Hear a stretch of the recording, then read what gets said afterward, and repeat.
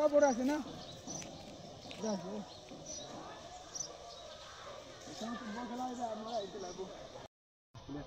সুনীল দাবা সুনীল দা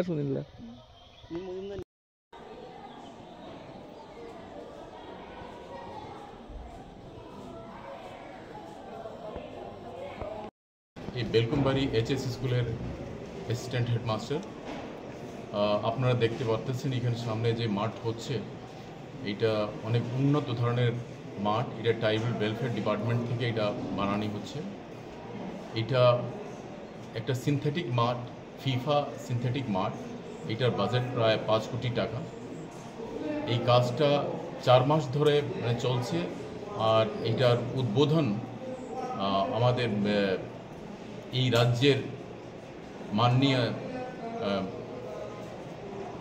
chief minister Shri Manik Saha মহাশয় 4 মার্চে এটা উদ্বোধন করে গেছেন। মাঠটা কাজ চলছে। আর আমি যা কি কন্ট্যাক্টদের দ্বার থেকে আমি বুঝতে পেরেছি যে 1 মাসের মধ্যে এই কাজটা হয়ে যাবে।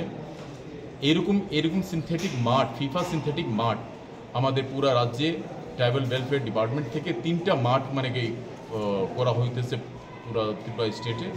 এটার মধ্যে দেওরা ছাড়া এই মাঠটা পেয়েছে যাতে এইখানের যে ফুটবলের প্রতি যে